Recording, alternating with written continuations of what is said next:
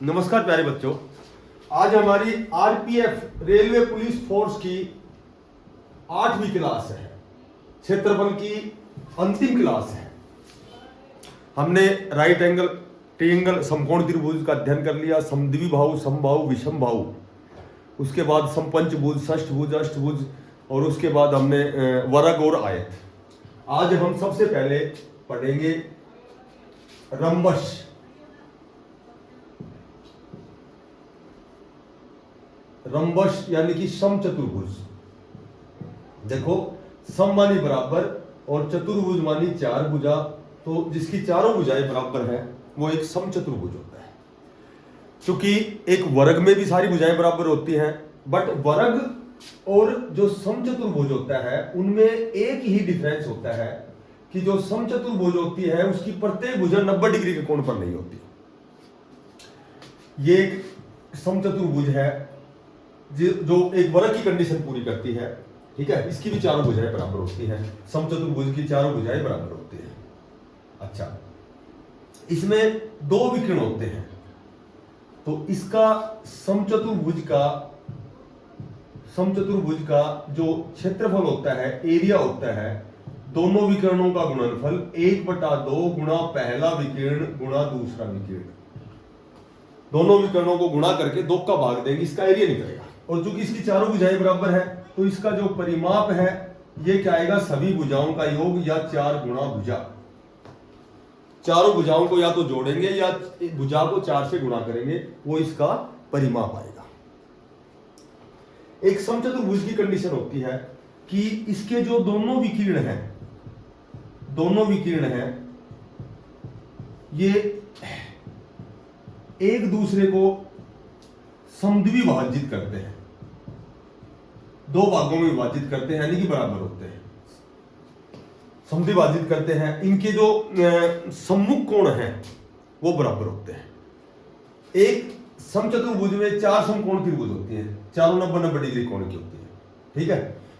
तो मोटी बात यह है कि जब दोनों विकर्ण एक दूसरे को समद्विभाजित करते हैं तो मान लीजिए ये जो विकर्ण है ये 8 सेंटीमीटर है, तो 4 ये हो गया, 4 ये हो गया। ये 6 सेंटीमीटर है तो 3 ये हो गया, 3 ये हो गया, ठीक है। तो इसमें 4 राइट एंगल ट्रायंगल होती हैं।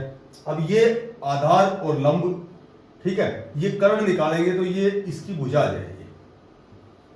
तो इसकी समचतुर्भुज की जो भुजा कैसे निकालेंगे, जो विकर्ण दिए गए हैं, जैसे पहला विकर्ण है इसको आधा करेंगे, इसका वर्ग करेंगे, ठीक है।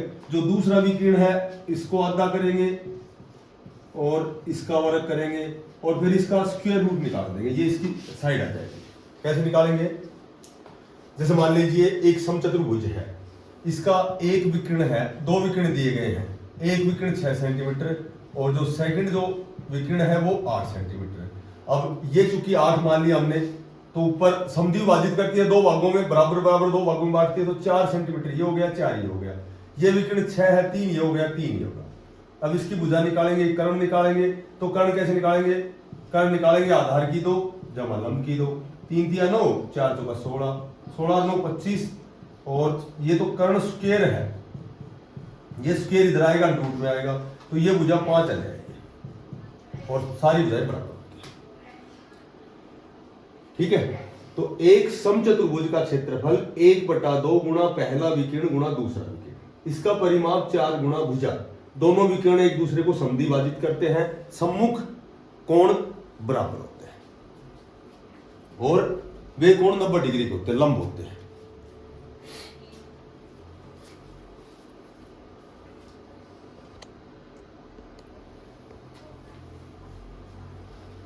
देखो, एक समचतुर्भुज है, क्वेश्चन लिखो, कोई समचतुर्भुज है, एक समचतुर्भुज है, इसका एक विकर्ण दिया गया है वो 8 सेंटीमीटर दिया गया है। अच्छा, और इसकी जो भुजा की लंबाई है, इसकी भुजा की लंबाई 5 सेंटीमीटर है, तो इसका सेकंड विकर्ण बताना है, दूसरा विकर्ण की लंबाई। अब सीधी बात है, समचतुर्भुज का ये समचतुर्भुज की आकृति है, इसका विकर्ण ये मान लो 8 सेंटीमीटर है, ये दूसरा निकालना है, ये 8 है तो ये ऊपर 4 और ये नीचे भी 4, बराबर भागों में विभाजित करता है, ये विकर्ण निकालना है। ठीक है, ये भुजा भी, ये समद्वि भाजित यानी दोनों बराबर हैं। ये जो इसकी भुजा की लंबाई, ये भुजा होती है इसकी, और इसकी भुजा बराबर होती है, तो 4 और 5 5 हो गई। अब ये कर्ण 5 हो गया, आधार या लंब 4 हो गया, तो ये निकालना है। कैसे निकालेंगे? लंब या आधार कैसे निकालेंगे?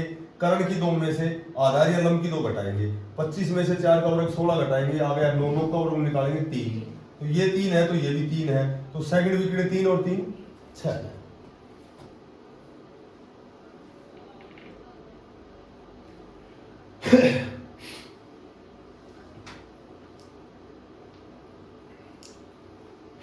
ठीक है,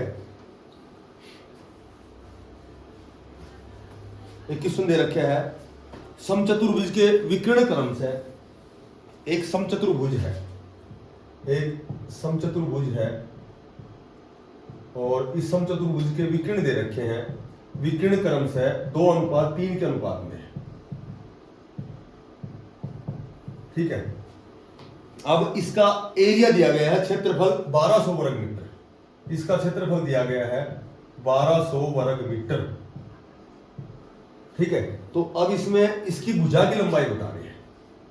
अब देखो, हमें वी नो दैट ये समचतुर्भुज हो गई, इसमें 2 विकर्ण दिए, ये और ये। ठीक है, इसके विकर्ण दिए गए 2:3, यानी कि जो पहला विकर्ण है वो 2x हो गया। हम अनुपात को, रेशियो में कोई चीज होती है उससे x से रिप्रेजेंट कर लेते हैं उसको। इसका क्षेत्रफल दे रखा है, क्षेत्रफल दिया गया हमें, क्षेत्रफल दिया है 1200 वर्ग मीटर। क्षेत्रफल क्या होता है इसका? क्षेत्रफल होता है इसका 1/2 d1 गुणा d2।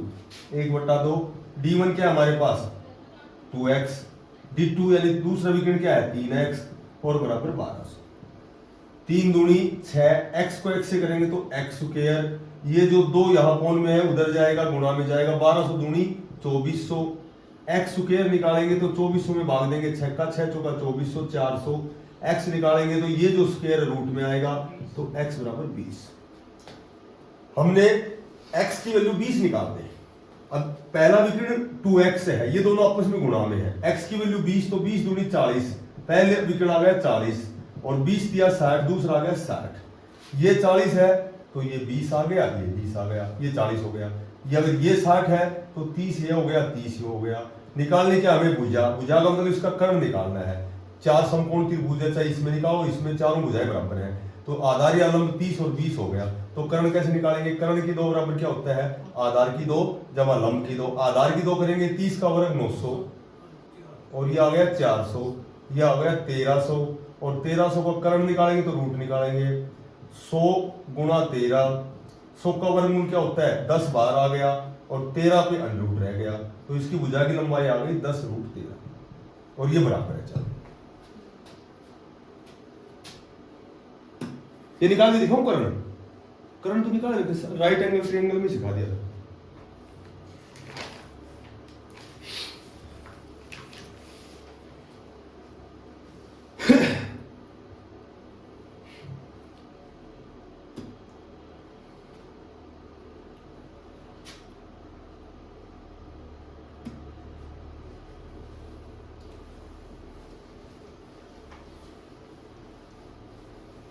देखो, एक क्वेश्चन लिखो, एक कोई समचतुर्भुज है, ठीक है, समचतुर्भुज है, इस समचतुर्भुज की भुजा दी गई है, ये भुजा है हमारे पास 6.5 सेंटीमीटर, और इसकी हाइट दी गई है, ऊंचाई, इसकी ऊंचाई दी गई है, ये ऊंचाई दी गई है 4 सेंटीमीटर, तो इसका क्षेत्रफल बताना है। तो सीधी सी बात यह है, कोई समचतुर्भुज है, समचतुर्भुज जो होती है इसमें या तो विकर्ण होते हैं, ये समचतुर्भुज है, या तो 2 विकर्ण होते हैं, या फिर इसकी भुजा होती है, इसमें ऊंचाई तो होती नहीं है। तो ये ध्यान रखना, जब भी समचतुर्भुज की ऊंचाई दी जाती है तो वो एक समांतर चतुर्भुज हो जाती है, ठीक है, ये समांतर चतुर्भुज में ही ऊंचाई होती है। तो ये समचतुर्भुज है, ठीक है, इसकी भुजा दे रखी है 6.5, और चूंकि सारी भुजाएं बराबर हैं, जब भी समचतुर्भुज में कभी भी ऊंचाई देते हैं तो उसको तुम मानना कि ये समांतर चतुर्भुज बन जाती है।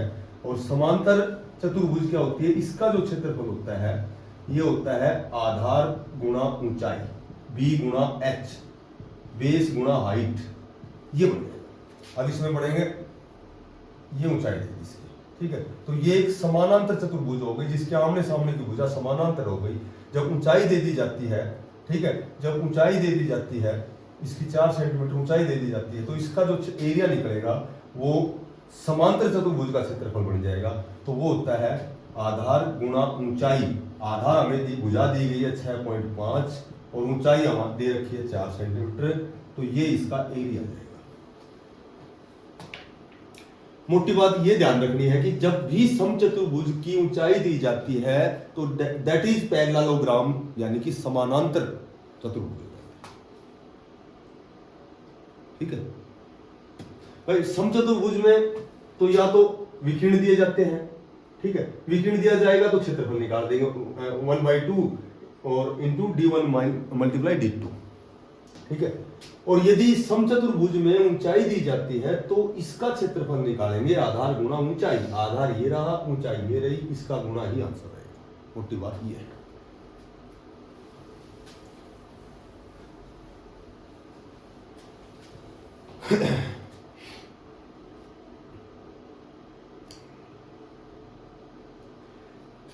एक समचतुर्भुज है,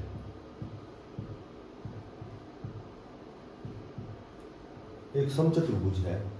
इस समचतुर्भुज का क्षेत्रफल दिया गया है 272 वर्ग सेंटीमीटर, ठीक है।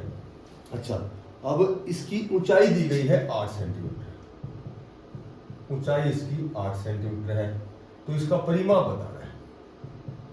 अच्छा, अब बताओ, जब समचतुर्भुज की ऊंचाई दी गई है तो मैंने बताया है कि ये एक समांतर चतुर्भुज हो जाती है, और उसका क्षेत्रफल मैंने क्या बताया है, जब ऊंचाई दी जाती है तो क्षेत्रफल हो जाता है आधार यानी कि भुजा गुणा ऊंचाई, ठीक है। आधार यानी भुजा क्या दे रखी हमें, नहीं दे रखी, उसको x मान लेते हैं। ऊंचाई क्या दे रखी हमें 8 सेंटीमीटर, बराबर क्षेत्रफल दे रखा है, कितना दे रखा है 272।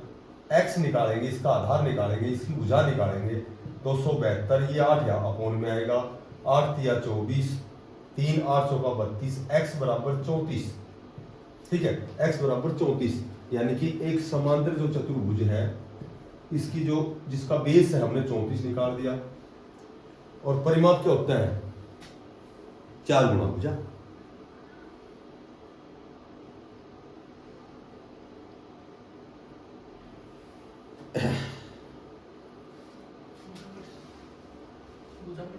भुजाई निकाल दी 34, आधार भुजाई होती है।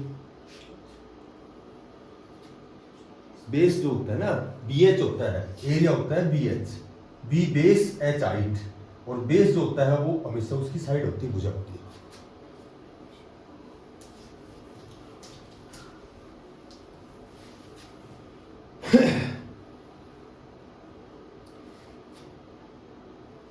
एक समचतुर्भुज है, एक समचतुर्भुज है, एक समचतुर्भुज का जो क्षेत्रफल एरिया दिया गया है, ये दिया गया है 216 वर्ग सेंटीमीटर, ठीक है। उसके बाद इसका फर्स्ट विकीर्ण दिया गया है, पहला विकीर्ण दिया गया है, ये पहला विकीर्ण दिया गया है, ये दिया गया है 24 सेंटीमीटर। तो इसका सेकंड विकीर्ण बताओ, ठीक है। ये देखो, ये समचतुर्भुज हो गए, इसका एक विकीर्ण ये 24 है, ये दूसरा बताना है। क्षेत्रफल दिया गया है, इसका क्षेत्रफल दिया गया है, क्षेत्रफल जो दिया है वो 216 दिया गया है, क्वेश्चन में दिया गया है। क्या होता है 1/2 गुणा d1 गुणा d2, 216 दिया गया है। 1/2 d1 का मान पहला विकीर्ण है 24 और दूसरा d2 निकालना है, 12 दूनी 24, ये 12 जो गुणा में है इसके, ये इधर आके अपोन में आएगा, अपोन 12। पहले तो 2 से काट दो, 108/6, 6 एकम 6, 6 8 48, यानी कि दूसरा जो विकीर्ण है वो आ गया 18। क्लियर है, दूसरा विकीर्ण निकाल दिया। ये पहला 24 है, यानी कि 12 ये हो गई, 12 ये हो गई। सेकंड विकीर्ण ये निकाल दिया 18, तो 9 ये हो गई, 9 ये हो गई। तो केवल विकीर्ण पूछा जाए तो 18 सेंटीमीटर। यदि भुजा पूछी जाए तो कैसे निकालेंगे, 2 समकोण त्रिभुज बन गई, 4 बन गई, तो आधार 9 मान लिया, लंब 12 हो गया, आधार 9 मान लिया, लंब 12 हो गया। ठीक है, तो कर्ण का मतलब भुजा निकालेंगे। कैसे निकालेंगे? आधार की 281, लंब की 144, ये हो गया 5, ये आ गया 225। 225 का वर्गमूल निकालेंगे तो ये क्या आ जाएगा? 15। यदि भुजा पूछे तो हमारा आंसर रहेगा 15। यदि सेकंड विकर्ण पूछा जाए तो हमारा आंसर रहेगा 18। देखो क्या पूछते हैं। मोटी बात यह है कि एक समचतुर्भुज में 4 समकोण त्रिभुज होते हैं। यदि भुजा पूछी जाए तो कर्ण निकालो, यदि विकर्ण की लंबाई पूछी जाए तो कर्ण में से जो आधार या लंब दे रखा है वो घटाओ, और दोनों समधि बाजित करती हैं, बराबर भुजाओं में बांटती हैं, तो इधर आधा होता है पोर्शन, इधर ही आता है।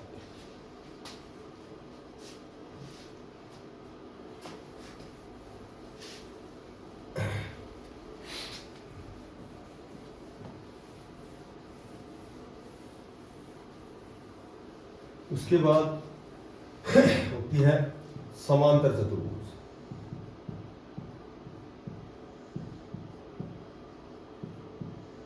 समांतर चतुर्भुज, समांतर चतुर्भुज क्या होती है?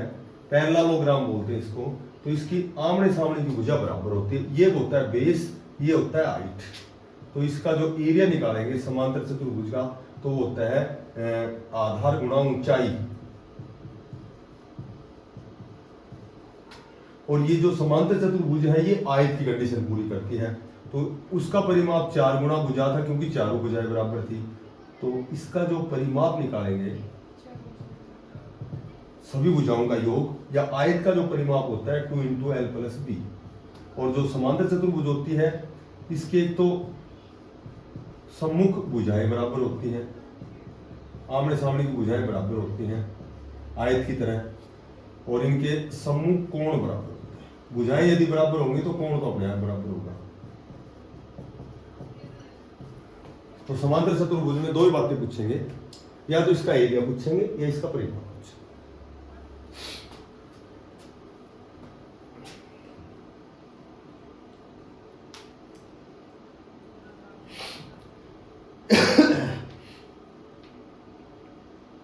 जैसे इक्वेशन दे रखा है कि कोई समांतर चतुर्भुज है,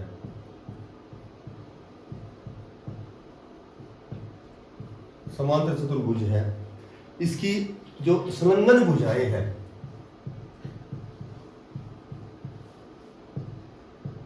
संलग्न भुजाएं हैं वे 18 सेंटीमीटर और 16 सेंटीमीटर, 18 सेंटीमीटर और 16 सेंटीमीटर है। तो इनका परिमाप बताओ। तो परिमाप चूंकि वो ही है कि 2 संलग्न भुजाएं ये हो गई, संलग्न यानी कि लंबाई और चौड़ाई कह सकते हैं, आमने सामने की कह सकते हैं। जैसे ये 18 हो गई तो ये 16 है। ठीक है, तो अब परिमाप मैंने बताया 2 × L + B। तो ये लंबाई हो गई, ये चौड़ाई हो गई। तो 2 × L + B 18 और 16 34, 34 दूनी 68। ये इसका परिमाप आ गया। सीधी सी संलग्न भुजाएं मतलब साथ मिली हुई भुजाएं, एक 18 एक 16 है। परिमाप होता है 2 × L + B। L 18 है और B क्या है? 16 है। दोनों को जोड़ के तो उससे गुणा करते हैं।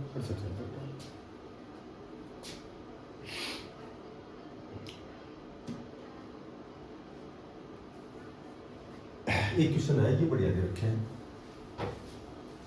कि समांतर चतुर्भुज है, इस समांतर चतुर्भुज की, एक समांतर चतुर्भुज है, समांतर चतुर्भुज की जो संगत भुजाएं हैं वो संलग्न भुजाएं हैं 30 सेंटीमीटर और 14 सेंटीमीटर है। जो संगत भुजाएं हैं वो 30 सेंटीमीटर और 14 सेंटीमीटर, वही लंबाई चौड़ाई समझ सकते हो इसको। अच्छा, और जो शीर्ष को मिलाने वाले,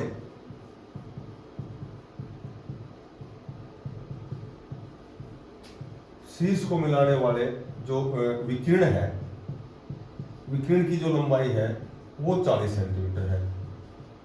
तो इसका क्षेत्रफल बताना है। देखो समांतर चतुर्भुज है, बिल्कुल ये समांतर चतुर्भुज है, ये हमने बना दी, आमने सामने की भुजा बराबर कर दी। ठीक है, संलग्न संगत भुजाएं ये 30 हो गई, ये 14 हो गई, आमने सामने की भुजा बराबर होती है, ये 30 है तो ये भी 30 है। अब शीर्ष को या तो इस शीर्ष को मिला लो या इस शीर्ष, ये दोनों शीर्ष है, ये शीर्ष, ये 4 शीर्ष होते हैं। शीर्ष को मिलाने वाले जो विकिरण है ये शीर्ष को मिला दिया, ये 40 सेंटीमीटर है। तो इसमें इस आकृति में जो समांतर चतुर्भुज है, जब इसका विकर्ण मिला दिया, शीर्षों से इसका विकर्ण की लंबाई 40 सेंटीमीटर दे दी, तो इसमें दो विषम बाहु त्रिभुज बन गई। ठीक है, जिस 30 14 40 30 14 40, तो इसमें एक तो ए बी और सी एक त्रिभुज तो ये बन गई, एक बी सी और डी एक ये बन गई। तो वही हीरो सूत्र लगा देंगे। हीरो सूत्र क्या लगाएंगे? हीरो सूत्र होता है एस इंटू एस माइनस ए, एस माइनस बी और एस माइनस सी। एक निकाल लो, दोनों बराबर ही है ये। एस कैसे निकालेंगे? एस निकालेंगे, तीनों भुजाओं को जोड़कर 2 का भाग देंगे, जो हमने विषम बाहु पढ़ी थी। 40 14 और 30 70 80 4 84, 84 का आधा करेंगे तो 42। एस का मान आएगा 42। 42 में से ए घटाओ, चाहे पहले 40 घटा दो तो 2 बच गया। 42 में से 14 घटाओ 28 बच गया। 42 में से 30 घटाओ तो कितने बच गए? 12 बच गए। इसको छोटे रूप में तोड़े, 16 की 42 गुणा 2, 14 दूनी 28 और 4 तिया 12। ठीक है,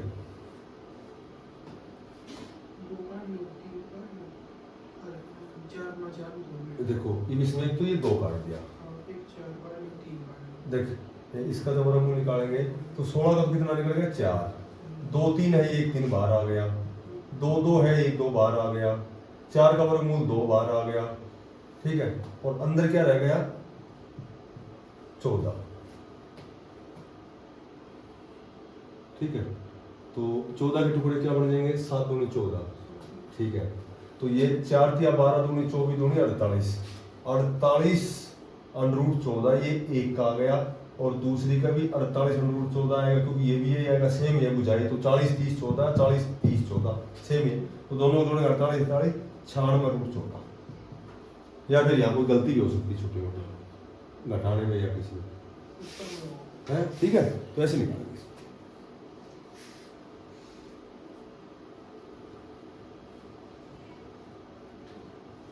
ये यहाँ गलती होगी, 16 3 48 16 दूनी 32, ये नहीं होता है ना, यहाँ गलती होगी ना।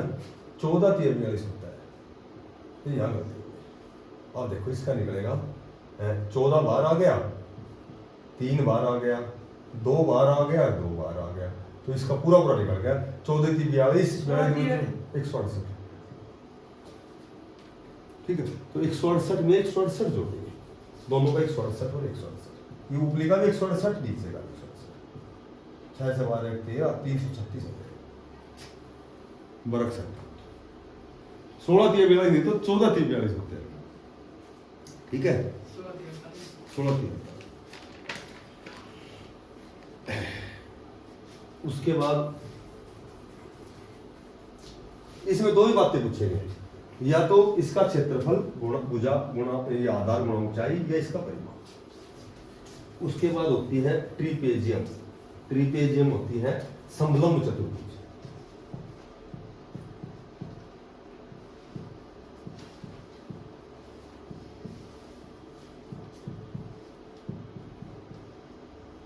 ट्रिपेजियम ये होती है,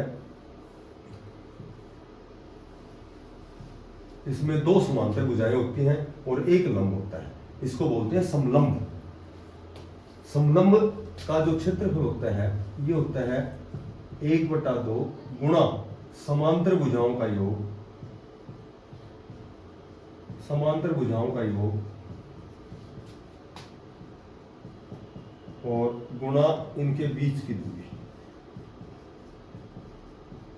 समांतर भुजाओं का योग, समांतर भुजाएं ये होती हैं, पैरेलल जो होती है, तो ये होती है, ये समांतर भुजाएं होती है, ये बीच की दूरी होती है, ये होती है समलंब चतुर्भुज।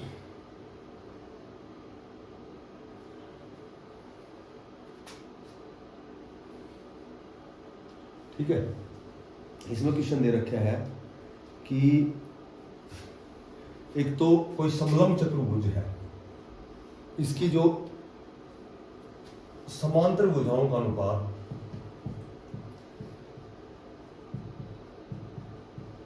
इनकी जो समांतर भुजाओं का अनुपात दे रखा है, ये दे रखा है 2:3, और इनकी जो बीच की दूरी है 12 सेंटीमीटर है।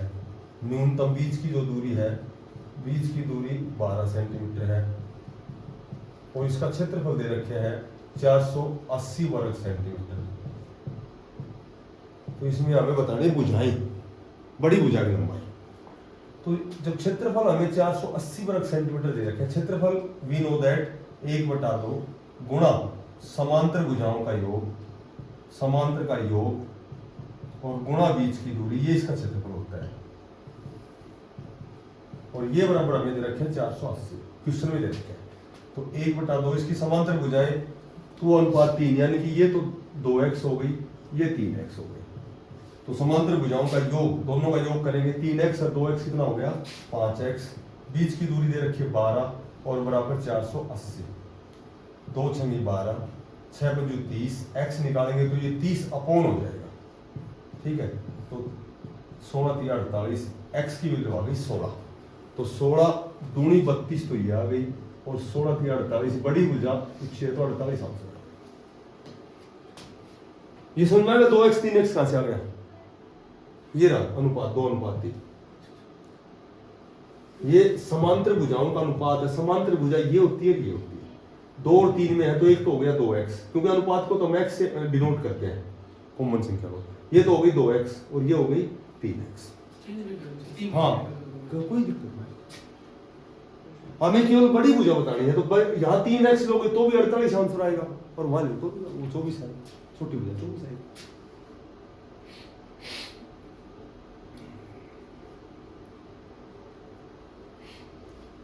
ठीक है।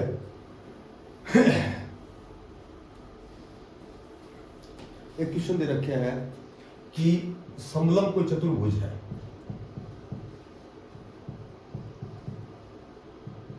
समलंब का क्षेत्रफल है वो 475 सेंटीमीटर स्क्वायर है। अच्छा, इसके जो बीच की दूरी है, बीच की दूरी 19 सेंटीमीटर है। अब ये कह रहा है कि जो समांतर भुजाएं हैं, जो दो समांतर भुजाएं हैं, दो समांतर भुजाएं हैं, उनमें 4 सेंटीमीटर का अंतर है, 4 सेंटीमीटर का अंतर है। तो समांतर भुजाएं बतानी है, दोनों समांतर भुजाएं बतानी है। देखो, ये दो समांतर भुजाएं हो गई। अब इनमें अंतर है 4 सेंटीमीटर का। मान लो इसको x मानते हो तो ये x + 4 हो गई। इसको अंतर हो गया ना 4 का, एक मतलब अंतर 4 है, इसका मतलब एक 4 सेंटीमीटर बड़ी है, मोटी बात ये है। ये x मानोगे तो ये x + 4 हो जाएगी। अच्छा, इसका क्षेत्रफल दे रखे हैं, क्षेत्रफल होता है 1/2 समांतर भुजाओं का योग, समांतर भुजाओं का योग और गुणा उनके बीच की दूरी और बराबर ये क्या होता है, इसका क्षेत्रफल होता है, क्षेत्रफल दिया गया है 475। 1/2 समांतर भुजाओं का योग करेंगे तो एक तो x हो गई और एक x + 4 हो गई, दोनों का जोड़ दिया और गुणा बीच की दूरी हमारे पास 19 हो गई, बराबर 475। अब देखो, ये 2 अपोन में है, ये ऊपर गुणा में जाएगा, ये 19 गुणा में है, ये अपोन में आएगा। ठीक है, x और x कितना हो गया 2x, 2x = 4 बराबर ये आ गया। 19 को हमने उधर भेज दिया, 2 को उधर भेज दिया। 19 दूनी 38 बच गए, 38 9 बच गए, 19 × 5 = 95, 25 दूनी 50। अब ये x निकालेंगे, 2x बराबर हो गया, ये 4 जमा का उधर जाके माइनस का हो जाएगा, 46 हो गया। x निकालेंगे तो 23 दूनी 46, x की वैल्यू 23 आ गई। तो ये समांतर भुजा हो गई 23 और 23 और 4 ये दूसरी हो गई 27। ये समांतर भुजाओं का योग, एक x है, एक x + 4 है, दोनों को जोड़ दिया मैंने, समांतर भुजाओं का योग कर दिया। गुणा बीच की दूरी 19 ये दे रखी है। 19 गुणा वाली चीज अपोन जाएगी, भाग वाली चीज गुणा में जाएगी। बस x की वैल्यू तो सिंप्लीफिकेशन तरह निकाल।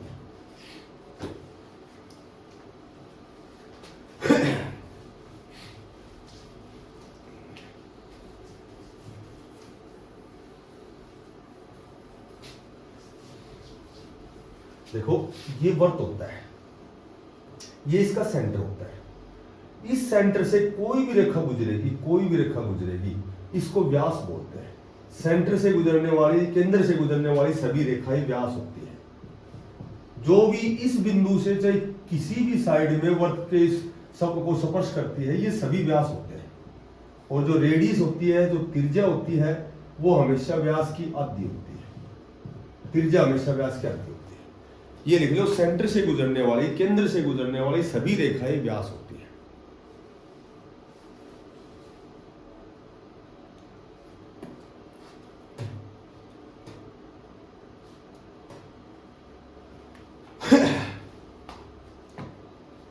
सेंटर से गुजरने वाली सभी रेखाएं व्यास होती है।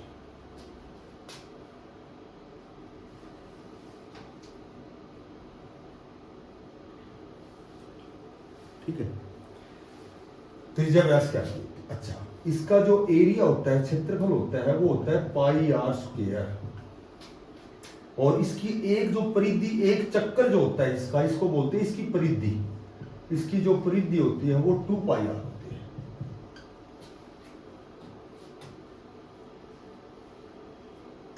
जो वर्त होता है, देखो, एक जो वर्त होता है, ये मान लो एक वर्त है।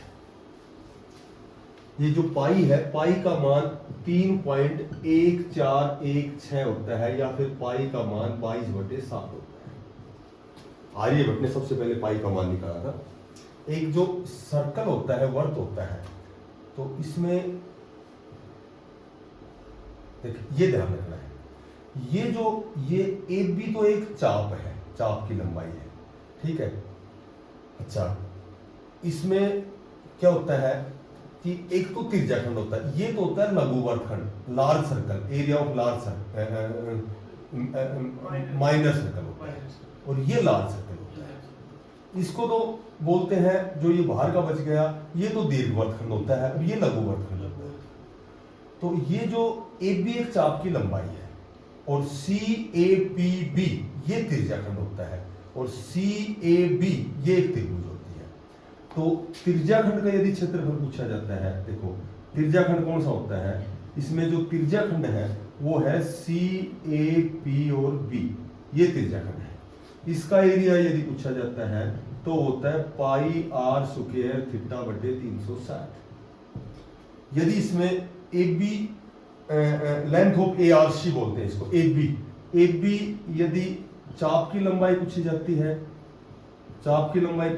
है, तो ये होता है पाई आर थीटा बटे 180। थीटा चूंकि दिया जाएगा, थीटा 60 डिग्री है, 90 डिग्री है, कितने डिग्री है।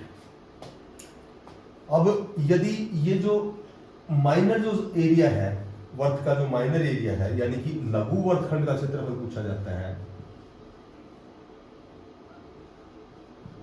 यदि लघु वर्तखंड का क्षेत्रफल, यानी कि ये इस भाग का क्षेत्रफल, तो ये पूरा ए सी पी बी ये त्रिज्याखंड है, तो इसका निकालेंगे त्रिज्याखंड के क्षेत्रफल में से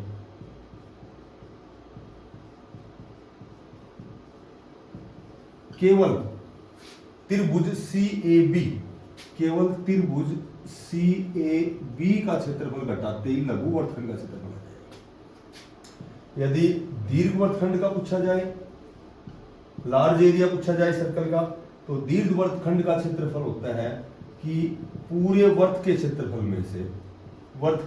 में से, और लघु खंड का क्षेत्रफल घटाना। तो इतनी गहराई से तुम्हें नहीं पूछा जाएगा, सिर्फ ओनली इसमें क्वेश्चन कैसे पुटअप किया जाएगा कि त्रिज्याखंड का क्षेत्रफल पूछा जाएगा, थीटा दिया जाएगा, पाई का मान हमें पता है 22/7, आर रेडियस मिलेगी, ठीक है, 360 का मान देंगे। त्रिज्याखंड का क्षेत्रफल या त्रिभुज का, यदि इसमें जो त्रिभुज का एंगल जो थीटा है ये 90 डिग्री है, तो वो त्रिभुज का क्षेत्रफल कोई समद्विबाहु समकोण हो जाएगा, 1/2 ए स्क्वायर हो जाएगा। यदि 60 डिग्री है तो वो समबाहु बन जाएगी, √3/4 ए स्क्वायर हो जाएगा। मोटी बात यह है कि क्वेश्चन एग्जाम में कैसे पूछा जाता है। एग्जाम में पूछा जाएगा कि कोई घड़ी है, देखो कोई घड़ी, इस तरह क्वेश्चन पूछा जाएगा, घड़ी है, घड़ी की जो मिनट की सुई है, बड़ी सुई है, वो 6 सेंटीमीटर लंबी है, ठीक है, और पूछेंगे 8 बजे से 8:35 तक बनाए गए त्रिज्याखंड का क्षेत्रफल, बनाए गए त्रिज्याखंड का क्षेत्रफल। देखो ऐसे क्वेश्चन एग्जाम में पुट किए जाते हैं। तो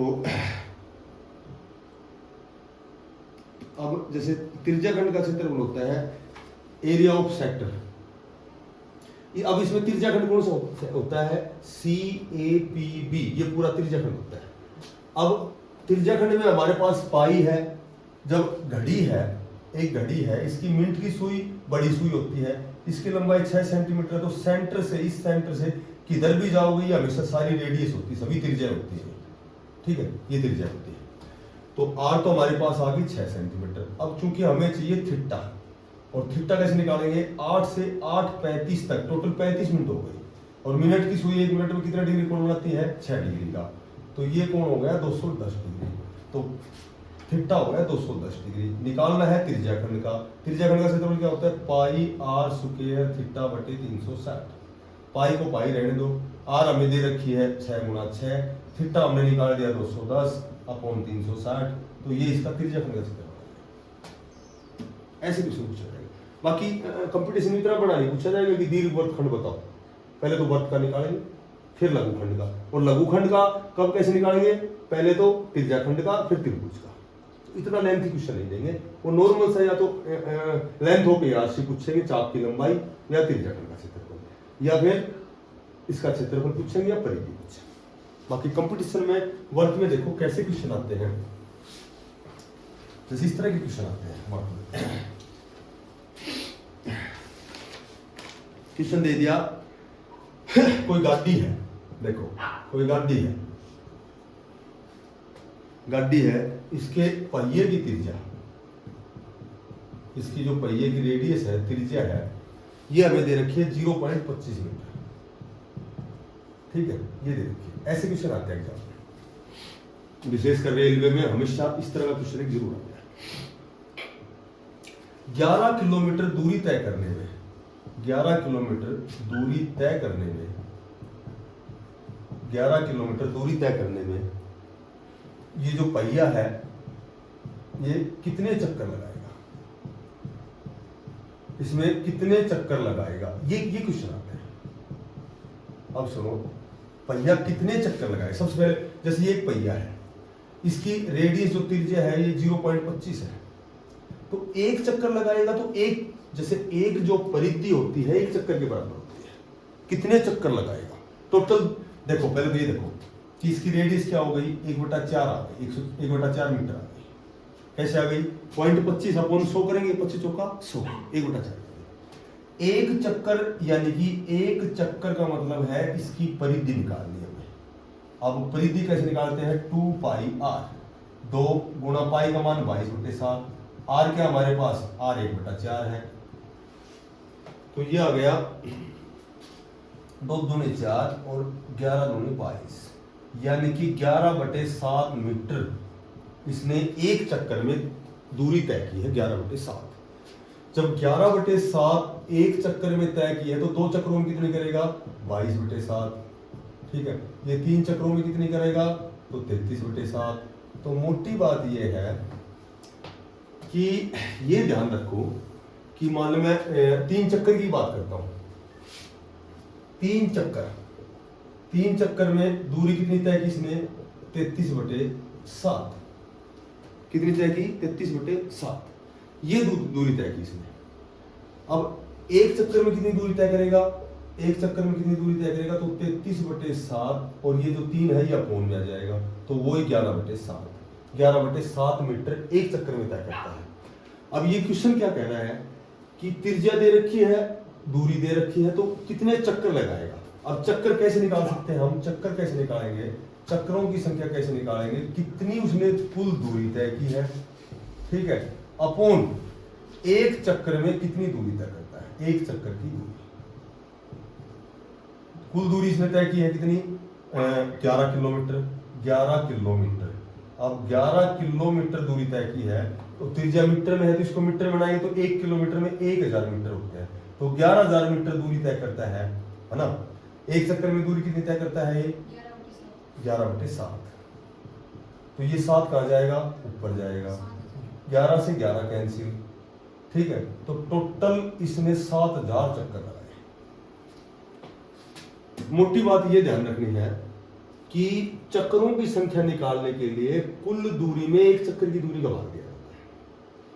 जैसे इसको मैं सिद्ध करता हूं, इसको सिद्ध करता हूं सूत्र में। ये सूत्र मैंने क्यों लगाया, ये इसलिए लगाया कि मान लो 3 चक्कर में उसने कितनी दूरी की थी कि 33/7। कुल दूरी कितनी तय की 33/7। एक चक्कर में कितनी तय की उसने 11/7। ये दोहरा बेटा हो गए, तो 33/7 और ये 7 का जाएगा ऊपर 11, 7 से 7 कैंसिल, 11 किया 33। तो इसने कितने चक्कर लगाने पड़े 3, और 3 चक्करों में इसने 33/7 तय की। तो चक्करों की संख्या जब भी पूछी जाए तो कितनी दूरी तय की, कुल दूरी कितनी तय की, एक चक्कर में कितनी दूरी तय की, बस चक्करों की संख्या। एक दूसरा और लास्ट करते हैं।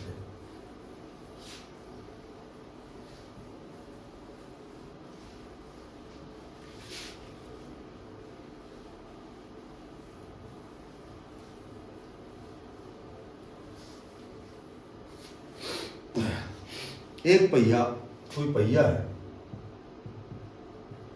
एक पहिया 88 किलोमीटर दूरी तय करने में, 88 किलोमीटर दूरी तय करने में, 88 किलोमीटर दूरी तय करने में 4,000 चक्कर लगाता है। वो 4,000 चक्कर लगाता है, 4,000 चक्कर लगाता है। अच्छा, पहिए की त्रिज्या बताओ, रेडियस बतानी है। सीधी बात है, इतनी दूरी तय करने में कितने चक्कर लगाता है। तो हम चक्रों की संख्या कैसे निकालते हैं। अभी मैंने बताया था कि चक्रों की संख्या निकालने के लिए क्या करना है कि कुल दूरी कितनी तय की है उसने, यही सूत्र, इस तरह की उसने हमेशा एक सूत्र याद रखना है। कुल कितनी दूरी तय की है और एक चक्कर में कितनी दूरी थी, एक चक्कर की दूरी क्या है। अब चूंकि चक्करों की संख्या दे रखी है हमें क्वेश्चन में 4,000, ये बराबर हो जाएगा, कुल दूरी हमारे पास है 88 किलोमीटर, ठीक है। यदि रेडियस मीटर में निकालनी है तो केवल 1000 से गुणा करो, यानी कि 88,000 कुल दूरी हो गई इसकी। एक चक्कर की दूरी होती है एक परिधि के बराबर 2πr, ठीक है। तो 4000 बराबर 88,000 और 2πr, 2π का मान 22, 7 ऊपर जाएगा। रेडियस हमें निकालनी है, 22 चौका 88, 4,000 आ गया, 2,000 आ गया, ठीक है। अब सुनो, यहां तो है 4,000 और उधर आ गया 7 दूनी 14,000, और ये आर अपॉन में है, ये यहाँ गुणा में आएगा, आर पार गुणा क्रॉस मल्टीप्लाई करेंगे तो आर यहाँ जाएगा, आर निकालेंगे तो ये 4,000 अपॉन आ जाएगा। 3 0 से 3 0 कैंसिल, 7/2, तो ये 3.5 मीटर इसकी रेडियस आ जाएगी। आर जो त्रिज्या है ये 3.5 मीटर। ये तो सिर्फ आर पार गुणा करना है, ये तो जरूर नहीं कि मैंने जैसे किया वैसे तुम करो, ये तो सिर्फ हमें आर का मान निकालना है।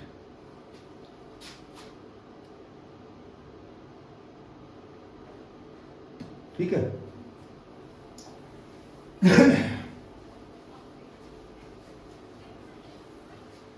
एक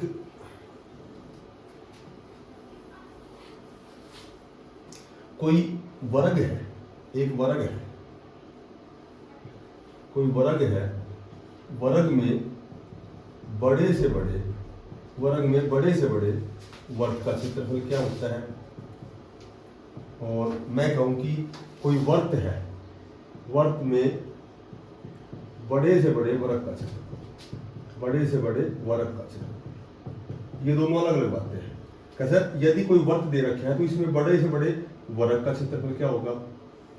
दो बातें हैं, या तो कोई वर्ग है, वर्ग की चारों भुजाएं बराबर है, तो इसमें बड़े से बड़े वर्ग का, इस वर्ग का क्षेत्रफल कैसे निकालोगे, या फिर वर्ग बाहर है वर्ग का क्षेत्रफल, ये दोनों बातें अलग अलग है। वर्ग में वर्ग का क्षेत्रफल और वर्ग में वर्ग का क्षेत्रफल। अब सुनो, सबसे पहले तो यही देखो कि जो वर्ग है, वर्ग का क्षेत्रफल तो होता है a² और जो वर्त है, वर्त का क्षेत्रफल अभी मैंने बताया था ये होता है पाई आर स्क्वायर। ठीक है, अब देखो पहले तो ये सोल्व करते हैं। एक वर्ग है, वर्ग की सारी भुजाएं हमें पता है बराबर होती है, बिल्कुल बराबर होती है। अच्छा, ये भुजा ए है तो ये भुजा भी ए है। मैंने बताया था कि सेंटर से कोई भी रेखा गुजर जाती है तो ये क्या हो जाता है, व्यास। तो ये वर्त है, वर्त का व्यास क्या हो गया, मुंह से बोलो वर्त का व्यास क्या है। अगर ये ए है, ये भी ए है, तो ये भुजा कितनी आ गई, ए तो आ गई, ये बराबर तो है, ये और ये बराबर तो है, तो इसका व्यास क्या आ गया वर्त का, ए। वर्त की त्रिज्या क्या हो गई, व्यास की आधी होती है, a/2। हमें इस वर्त का क्षेत्रफल निकालना है, तो क्षेत्रफल क्या होता है ये बताओ। क्षेत्रफल होता है, वर्त का क्षेत्रफल होता है पाई आर स्क्वायर। ठीक है, पाई का मान क्या होगा, 22/7। आर क्या हमारे पास, आर a/2 और a/2, तो ये कट गया 11 से। ठीक है, तो 11 तो ऊपर हो गया, ए को ए से करेंगे तो ए स्क्वायर हो गया, और 7 दूनी 14। तो मोटी बात यह है कि एक वर्ग में बड़े से बड़े वर्त का क्षेत्रफल 11/14 ए स्क्वायर होता है, ये याद ही रख लो। एक वर्ग में बड़े से बड़े वर्त का क्षेत्रफल 11/14 ए स्क्वायर होता है। ए भुजा होती है, कुछ भी भुजा दे दो, एक ही जगह रख देंगे। अच्छा, मैं कहूं कि ये जो वर्ग है, ठीक है, ये वर्ग है, तो ये वर्त का क्षेत्रफल तो हमने निकाल दिया। अब ये जो शेष भाग बच गया, शेष भाग का क्षेत्रफल कैसे निकालेंगे, मुझे बोलो कैसे निकालेंगे, शेष भाग का क्षेत्रफल कैसे निकालेंगे भाई। शेष भाग का क्षेत्रफल कैसे निकालेंगे कि पूरे वर्ग के क्षेत्रफल में से और वर्ग का घटा, तो वर्ग का क्षेत्रफल क्या है, ए स्क्वायर, और वर्ग का क्या निकाल दिया तुमने, 11/14 ए स्क्वायर। तो 14 क्या आ गया, एलसीएम, 14 ए स्क्वायर माइनस 11 ए स्क्वायर, तो ये होता है 3/14 ए स्क्वायर। 14 में से 11 घटाओगे तो 3 बचेगा, 3/, ये है, ये शेष भाग का क्षेत्रफल है। अब ये ध्यान रखना कि क्या पूछा है, यदि क्वेश्चन पूछा जाए कि एक वर्ग में बड़े से बड़े वर्त का क्षेत्रफल, तो याद रखना 11/14 ए स्क्वायर होता है। ए क्या, एक जो भी भुजा का मान देंगे यहां एक जगह लिखना है, ठीक है। यदि पूछा जाए कि किसी वर्ग में बड़े से बड़े वर्त का जो क्षेत्रफल तो दे दिया, अब शेष भाग का क्षेत्रफल, तो पूरे वर्ग के क्षेत्रफल में से वर्त का क्षेत्रफल घटाएंगे तो ये शेष भाग का क्षेत्रफल 3/14 ए स्क्वायर होता है।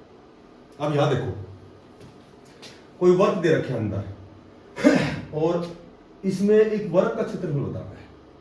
मोटी बात यह है कि मैं मान लेता हूं कि जो वर्त है, इस सेंटर में से यदि कोई भी रेखा गुजार दोगे तो ये क्या होता है, ये बता दो, वर्त का क्या होता है, व्यास। ये वर्त का व्यास हो गया, ठीक है। और ये वर्ग का क्या हो गया, ये और बता दो, ये वर्ग का विकिरण हो गया, ठीक है। ये मान लो मैं ए मान लेता हूं। ये बताओ कि ये वर्ग का, ये इसका वर्ग का क्या है, ये विकिरण है, ठीक है। और ये वर्ग की क्या है, व्यास है, और वर्ग का क्या है, विकिरण है। तो वर्ग का क्षेत्रफल, वर्ग का क्षेत्रफल निकालना है, तो वर्ग का विकिरण यदि ए है और, अच्छा, वर्ग का क्षेत्रफल निकालना है, हमें निकालना है वर्ग का क्षेत्रफल। तो ये बताओ वर्ग का क्षेत्रफल कैसे निकालते हैं, यदि केवल विकिरण दिया गया है। वर्ग की मैंने उसे समझाया, वर्ग का पूरा टॉपिक समझाया था। जब वर्ग का केवल विकिरण दिया गया है तो इस वर्ग का क्षेत्रफल निकालते हैं कि विकिरण गुणा विकिरण बटे 2, ये होता है। और विकिरण हमारे पास दे रखा है ए, तो ए गुणा ए बटे 2, तो ये ए स्क्वायर बटा 2।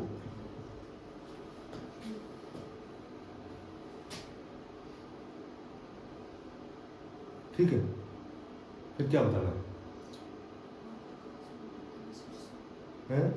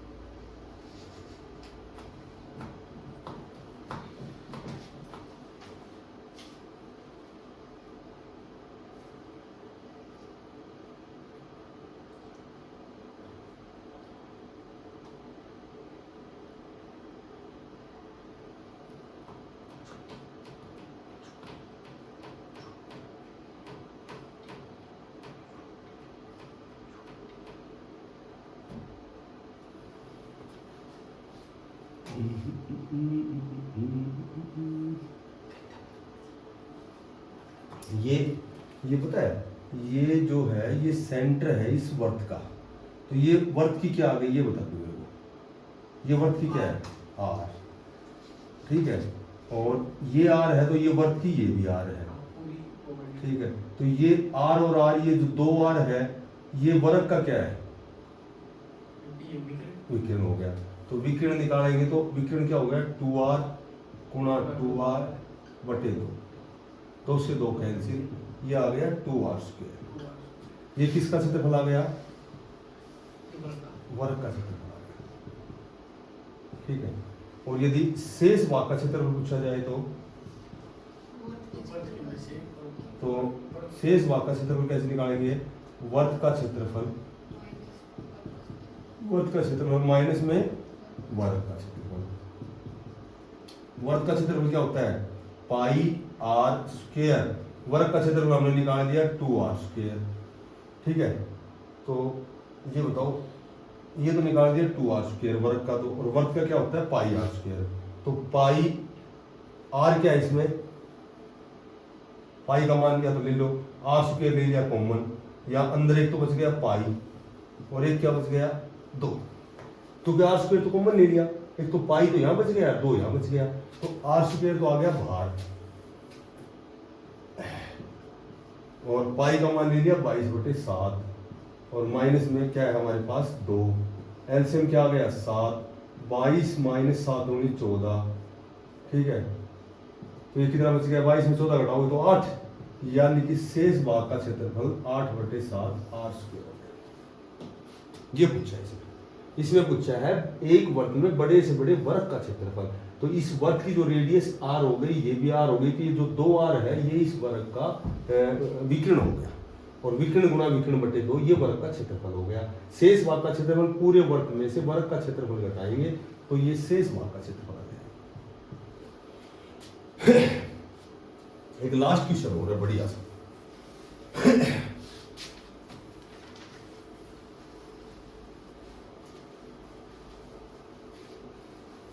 एक तो ऐसे क्वेश्चन दिया जाए कि कोई आयत है, किसी की 2 या 3 विमाएं हैं, तो आयत की लंबाई है, आयत की लंबाई को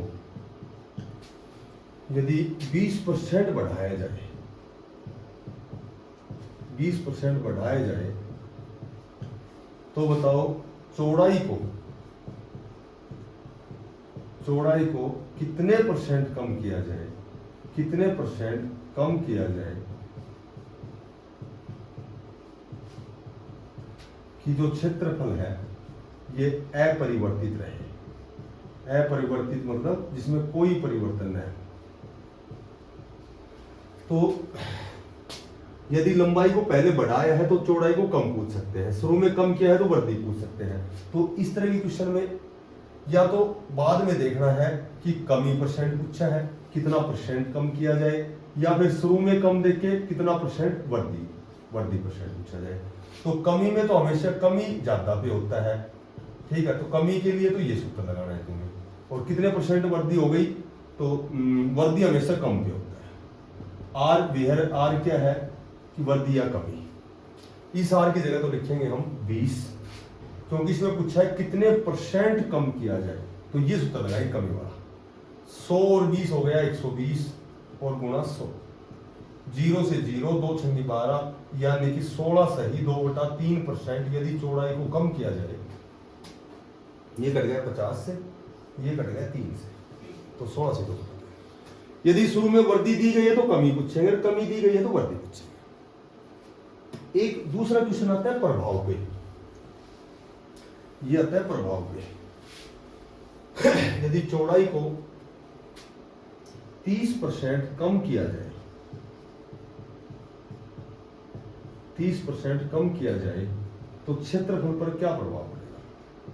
क्षेत्रफल पर प्रभाव पूछेंगे, क्या प्रभाव पड़ेगा। तो इसको ऐसे निकालना है, जहां वृद्धि होती है तो सम में जोड़ना है, और इसको गुणा दूसरे ब्रैकेट में कमी है तो दोनों बार वृद्धि भी हो सकती है, दोनों बार कमी भी हो सकती है, ठीक है।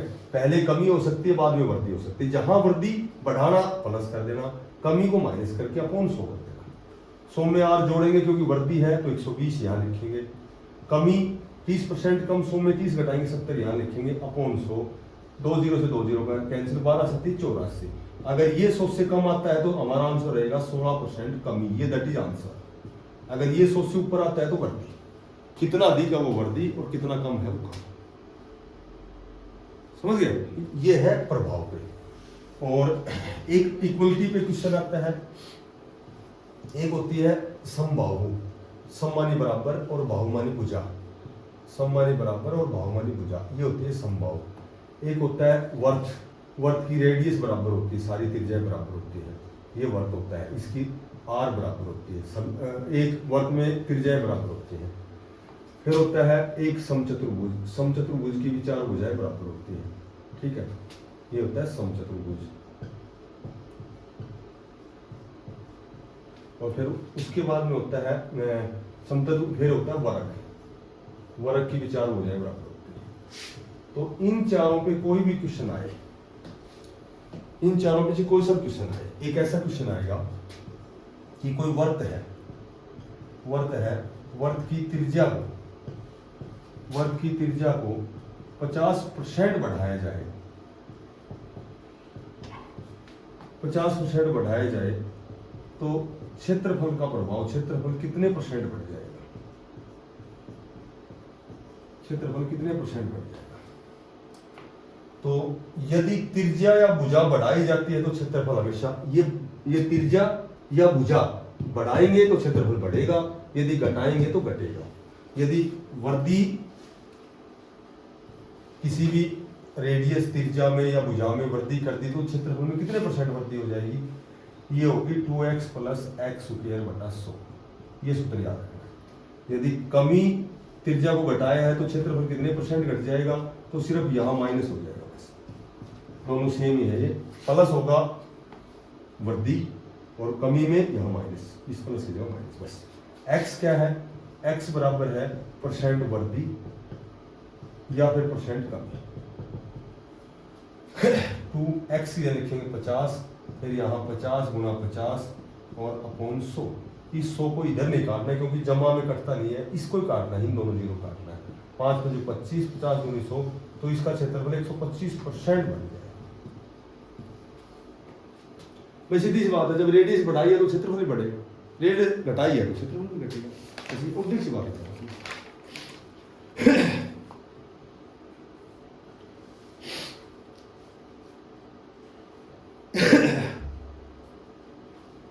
एक मिनट, लास्ट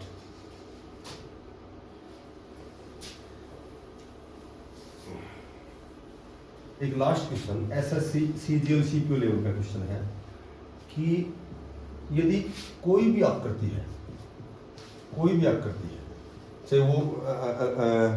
चाहे वो वर्ग है, आयत, समचतुर्भुज, समांतर, कोई भी आकृति है, यदि प्रत्येक भुजा को यदि उसमें वृद्धि तो की है गुणा में, 2 गुणा 3 गुणा में वृद्धि की है, तो कहेगा कि क्षेत्रफल कितने परसेंट बढ़ जाएगा। ठीक है, प्रत्येक भुजा को मतलब चाहे 2 गुणा किया है, प्रत्येक को 3 गुणा, तो ये हमेशा n² - 1 × 100% बढ़ जाएगा। n की जगह लिखेंगे कितना गुणा बढ़ाया है, जैसे वृद्धि कितना गुणा की है, 3 गुणा, 4 गुणा, 8 गुणा, तो n की जगह यदि 8 गुणा किया है, जैसे मान प्रत्येक भुजा को 8 गुणा बढ़ा दिया तो क्षेत्रफल कितना परसेंट बढ़ जाएगा, तो n की जगह 8 लिखेंगे। 8 का वर्ग 64, 64 में से 1 घटाएंगे 63, 63 को 100 से गुणा करेंगे तो इसका क्षेत्रफल 6300 गुणा, 6300% बढ़ जाएगा। ठीक है, और यदि एक भुजा है, एक भुजा को तो m गुणा बढ़ा दिया यानी 2 गुणा कर दिया, और जो सेकंड भुजा है, दूसरी भुजा है, दूसरी को n गुणा बढ़ा दिया यानी कि उसको 3 गुणा कर दिया, तो अब क्षेत्रफल कितना बढ़ जाएगा, क्षेत्रफल बढ़ जाएगा mn - 1 × 100%। मैं कहूं कि कोई भी आकृति है, उसकी एक भुजा को उसने 2 गुणा कर दिया, ठीक है, दूसरी जो भुजा उसको 3 गुणा कर दिया, अब क्षेत्रफल कितना परसेंट बढ़ जाएगा, तो mn को गुणा करो, 2 तिया m की जगह 2, n की जगह 3, 2 तिया 6, 6 में से 1 घटाओ 5, 5 को 100 से गुणा 500, तो इसका क्षेत्रफल 500% बढ़ जाएगा।